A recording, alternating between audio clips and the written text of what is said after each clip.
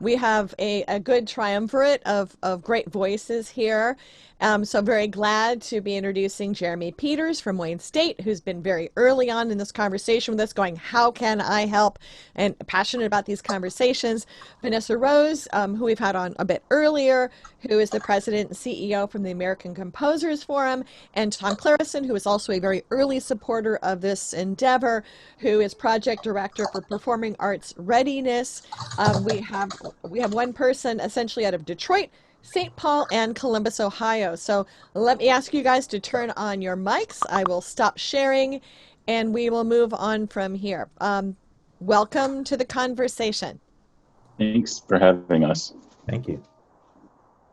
So my name is Jeremy Peters. I thought we'd first maybe start out, we talked a little bit yesterday, but first start out giving a little bit of an introduction about ourselves and a few of our sort of opening thoughts. And then we've got a bunch of questions we thought we'd go through. This panel is trying to discuss about the ideas surrounding whose culture will be retained, what sorts of conversations and protests will be retained and seen, and how do we sort of archive the music history that's going on and the culture that's going on, and how do we bring that forth with all the creativity that's happening right now from all sorts of areas of composers, from creators, from songwriters, from recording artists, and how do we sort of great connection to the previous panel, how do we make sure that those creative cities and creative places that we have can, what can we do during these times where we're all sort of stuck in these maybe socially connected but physically distant situations. So my name is Jeremy Peters. I'm an assistant professor at Wayne State University in music business. My previous careers included being a director of music publishing at a record label. I co-own a record label, and I also am a consultant to the Detroit Sound Conservancy. So I've been sort of working on these issues in the city of Detroit previous to this discussion, but wanted to see, I was really interested in this discussion about how we could sort of take advantage of some of the extra time that individuals might have, and for those of us who are actively creating, who might be very busy, how can we help those folks? Tom? Sure. I'm Tom Clareson, Project Director for Performing Arts Readiness, and I also work as Senior Consultant for Digital and Preservation Services at Larsen, which is an arts and culture service organization. And PAR helps performing arts organizations nationwide learn how to protect their assets, sustain operations, and be prepared for emergencies. I've had the opportunities to work with a wide variety of organizations, libraries, archives, museums, and arts organizations for about 30 years. But more importantly to this panel, I think, is the idea that I have been a real participant and interested person in the independent music community as a concert promoter, club PR person, a person who works regionally to represent record labels, fanzine editor, a number of other things. So all of those interests come into our discussion today. And Vanessa? Thanks. So I'm Vanessa Rose. I'm the CEO of American Composers Forum, and we're based in St. Paul, Minnesota. We started as a Minnesota-focused organization, have now been serving nationwide since 1993, I think. So we both support and advocate for composers and music creators. So this is an interesting conversation because we're hearing everything from our artists right now, which include things like I can't write, and to, I have all this time and I'm just getting so much done. It's amazing to, being just incredibly creative with what's available in the digital space. But it's interesting thinking about what this means for composers, because obviously for a living artist, it's very much about the today and the collaboration and the live experience and being responsive to the context that you're working in, and also it lives on beyond that moment, especially if you're capturing it in written form or otherwise. So I'm very interested to see where our conversation goes today. I'm grateful to be here. Thank you. Yeah, definitely. So on that note, maybe we can start with one of the questions that I posed to all of us a couple days ago. So how do we preserve what's going on right now so that we can learn from this in the future? At least from my previous experience working at a record label, we kind of offhandedly thought about it. I was interested, took music history classes, so I was probably the most in charge of keeping that history at that record label. But I can guess that not a lot of culture institutions are thinking of these things. I know that, you know, for some organizations, they've waited until it's too late. I shared a story yesterday about the not the original Hitsville, USA, but the Motown offices in the city of Detroit, which were demolished, unfortunately, for the Super Bowl that was held in Detroit, with paperwork still in the building, as a sort of sad instance of that. But in this instance of the availability of the time that we have, what are we thinking are options for those creators and those institutions?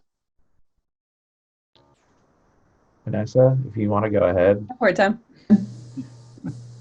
Okay.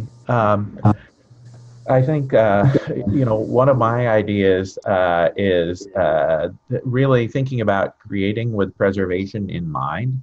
And how are you backing up or preserving digitally created materials? How are you storing your analog materials? Whether you're at a home studio or some other type of studio, trying not to store them in the basement is always a good thing if that's possible. And just keeping an idea of that type of thing. The other thing that I'm thinking with what we're doing currently is, are there tools that we can use from other areas of arts and culture that might be able to be helpful? And an interesting one that I've come across and I've been working with quite a bit over the past few months is that University of Virginia Library started a tool to record all of the material that was being generated in Charlottesville during the summer 2017 protests, riots, etc. And they have this, it's called an emergency digital collecting toolkit that they used. And it's been used widely for a number of projects at UVA, but people are starting to pick this up and use it in a number of ways to record some of the coronavirus related responses in communities and other areas. So can tools like that be picked up? And I think the other thing is there are other resources out there that are as close as right down the street from you, your organization, and your home. If you're really interested in keeping this long term, but you think I might not have a great place to store this long term, talk to your local libraries, museums, archives, historical societies, local arts agencies, and see if they can provide help. Can they provide tips? Can they provide storage areas, etc.? Immersing yourself with some of the tools that are out there, I think, is one direction that you can work on right now. And this is a time when some of the historical related organizations are really interested in capturing everything that's going on in their community. So I think they'll be really open to hearing what you're thinking about. There's also the Joan Mitchell Foundation. If you don't know, I'm just going to put this in the chat box. They have this great program to help artists think about that and their legacy. Something we're also seeing is a lot of artists in the spirit of being equitable and not having a paywall or self-publishing and making it available on their website by digital download, so they're not using traditional mechanisms to ensure the longevity of their work. And I think it's beautiful, but it also means thinking differently about what that looks like, not only now but when you're not here. So anyway, I thought the Joan Mitchell Foundation was one great way to approach that.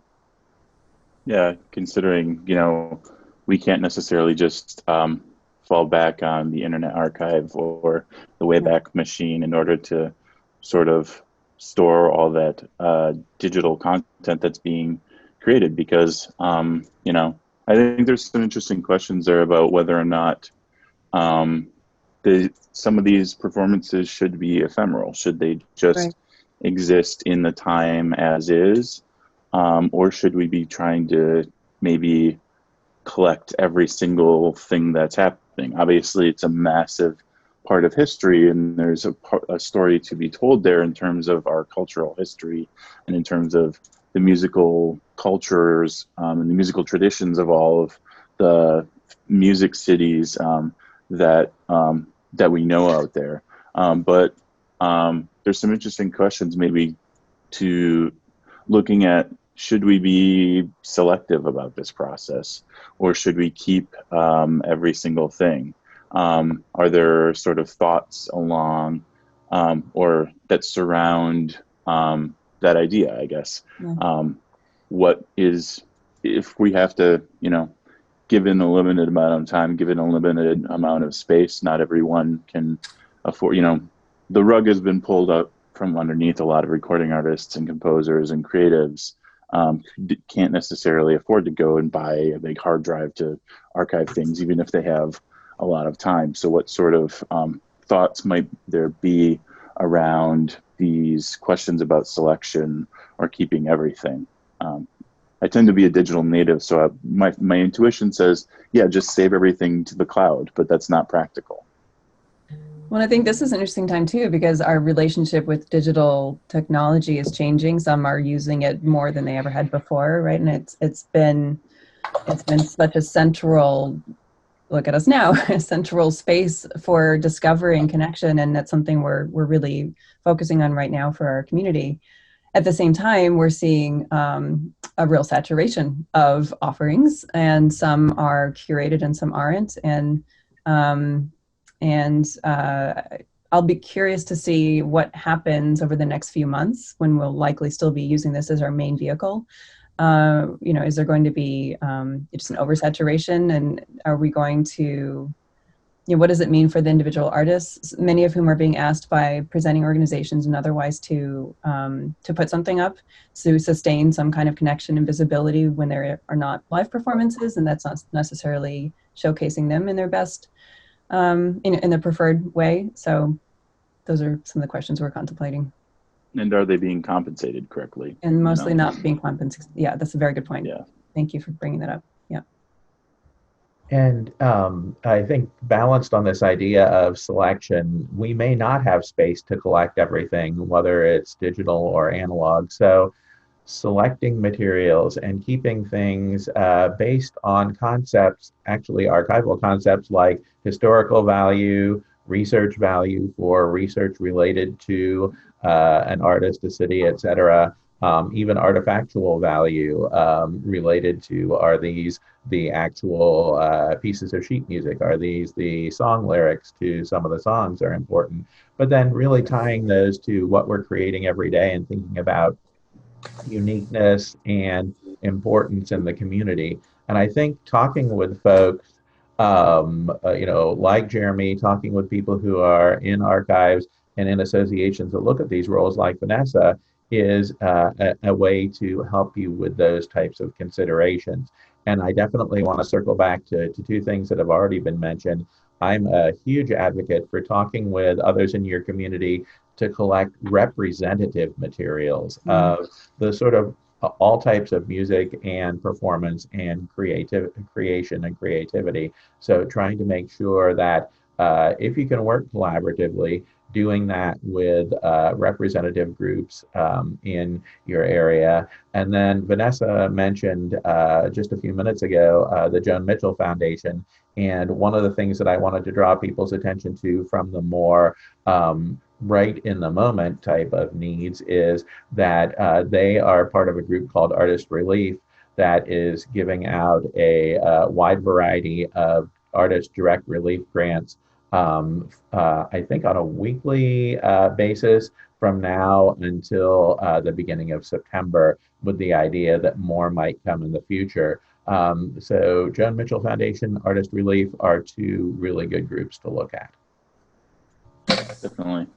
I think those are important sort of touchstones to look at, because I don't know for us on the panel, these are topics that make sense. But I was just thinking as you were speaking, Tom, the idea of being a creator yourself and trying to figure out how to prioritize what is most important.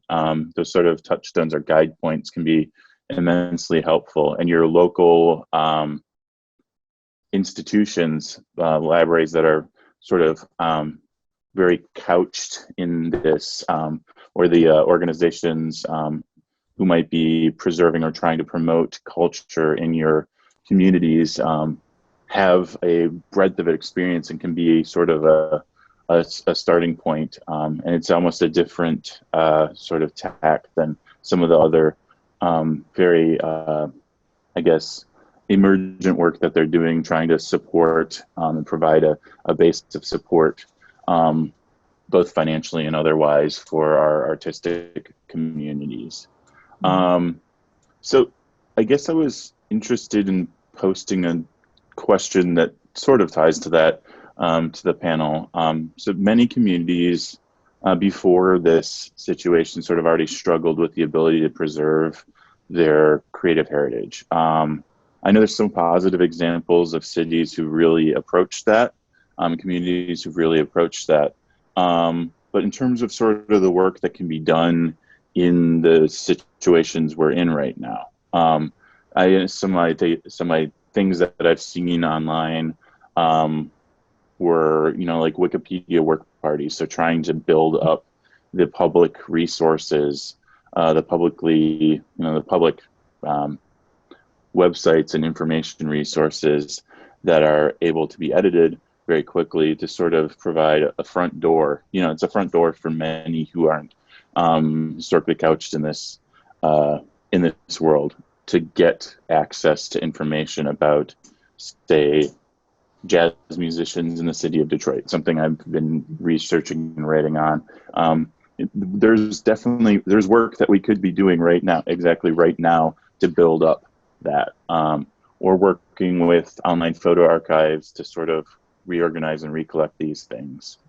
And in terms of data collection, do you have any thoughts or examples that you've seen that have spoken to you? I'll offer one.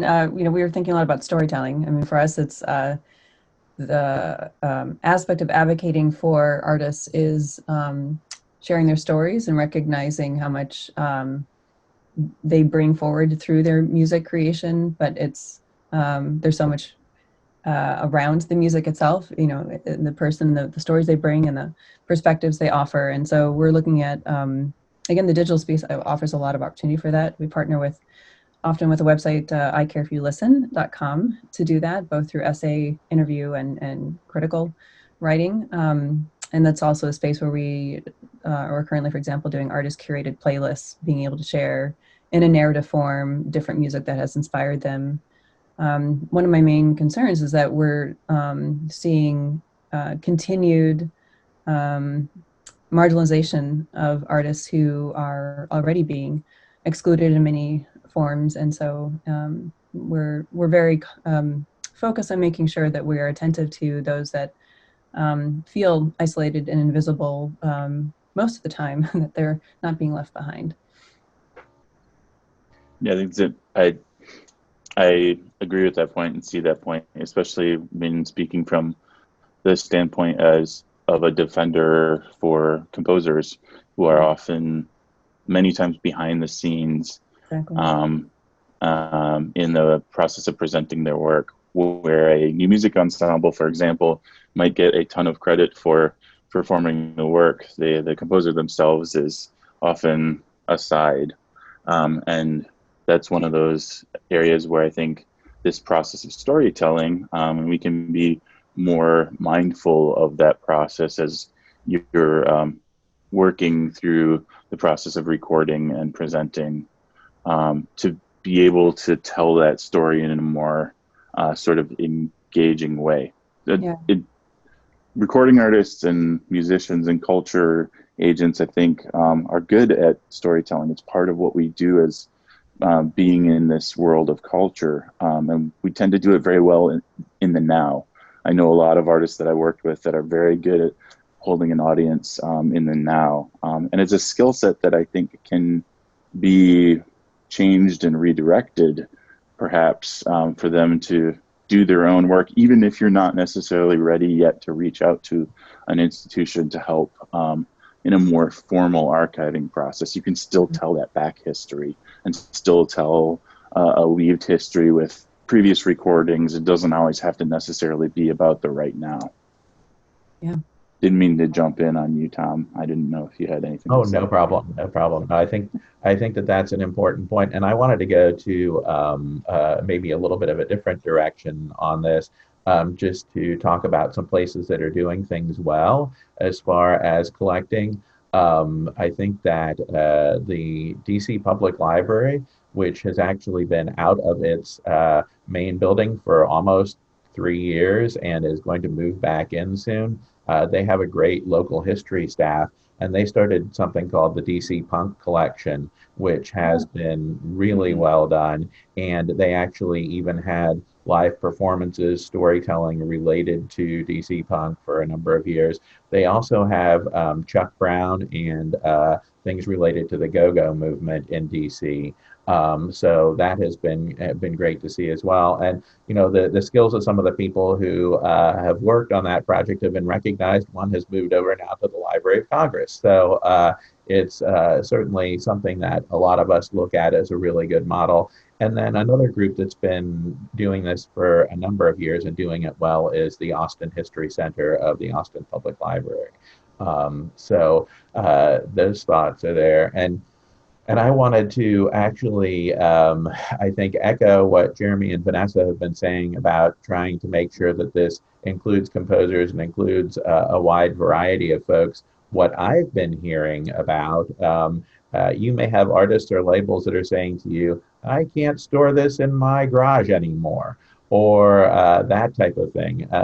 And as Jeremy said, and I've heard in a number of cases with other organizations, where the buildings, where the records and the business records and the information are stored are facing the wrecking ball. And especially now with the idea of rent problems that are going on, we may be facing more of that. So one of the things that I've been working with is sort of a loose group of museum and history professionals from around the country to work on a project called Making Music History.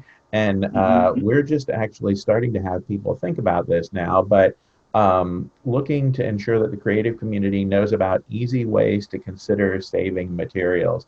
And we're talking as wide as possible, talking with musicians, but also studios, independent labels, concert promoters, clubs and venues, which is an area that the city of Denver and Denver Arts and Venues has done a great job with, music journalists and freelancers, and what materials do they consider important, from recorded materials to their business records, to concert posters and other, maybe ephemeral materials. But when you put all of those together, you are looking at building a community history. And so this is something, Gigi just put up the title of the activity. We don't even have a website yet.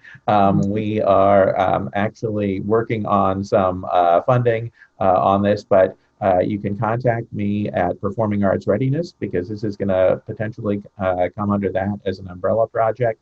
And you got to volunteer right now to help at Larsen as well. Good.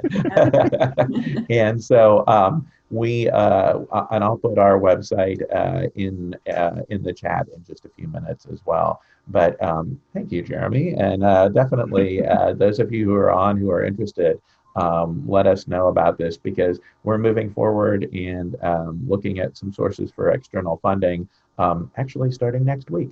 So it's something that should start. We have about 4 or 5 minutes left. I guess one thing I wanted to quickly bring up in terms of basements and archives and records. I'm acutely aware of this because all of the historical reel-to-reel recordings at Wayne State University of our department and some of the amazing jazz musicians and folks like George Shirley, a National Medal of the Arts award winner, recordings of them when they were in school are in the sub-basement of Wayne State University. We're working on a process of trying to get them up, but there are grants that currently exist from organizations like the Institute for Libraries and Humanities for archive purposes and from the Grammy Foundation to do some of this archival work, especially for those resources and those recordings which are highly historically valuable. So for those folks or those families of composers and creators who are trying to deal with not being able to support and collect and hold their own personal archives anymore in the garage, so they don't get shipped to a recycling place on accident, and we can't deal with them anymore. So any sort of final thoughts or questions? We've got about 3 minutes left. I don't think we have any questions. Go ahead. Yeah, don't see any questions. There's no questions, but I have one to wrap up. Sure. You have an audience that will see this later on video on YouTube, in the chat, etc. How would you like to be reached out to? So please add that to the chat.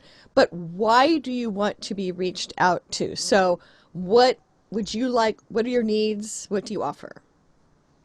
Sure, I can go first. So I'm happy to be reached out to. I am an academic now and am very interested in this topic and interested in helping organizations and individuals with this topic. So I'll put my email at Wayne State in the chat. I write papers based off of historical records to argue about the importance of the entrepreneurship community in Black Bottom and Paradise Valley in Detroit. So that's, I'm more than interested in helping communities try to figure out these issues, and that's what I sort of get paid to do as an academic. Similarly, I've entered this knowing that I'd learn more than I could offer, probably. So I'm so eager to hear from folks who are doing this, particularly in with music, as we are. And we do not have a current program, and we get calls from families and composers who are thinking about this. I'd love to be able to have a collective resource for that community, and to we can do more together than separately. So I'm grateful that there are opportunities like this to meet together. So I'm putting my email in here too. So look forward to continuing the conversation.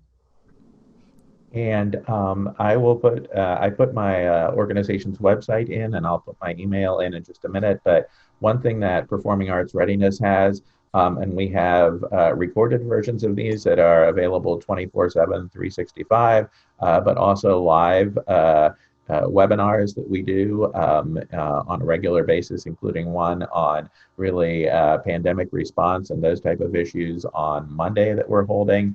And so take a look at that. We have information on disaster recovery projects. One group that I wanted to mention as well is Surf Plus, the Craft Emergency Relief Fund.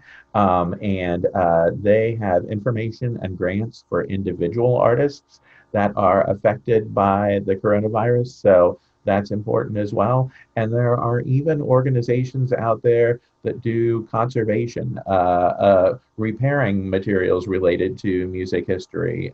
One of them that I work really closely with is a Conservation Center for Art and Historic Artifacts in Philadelphia.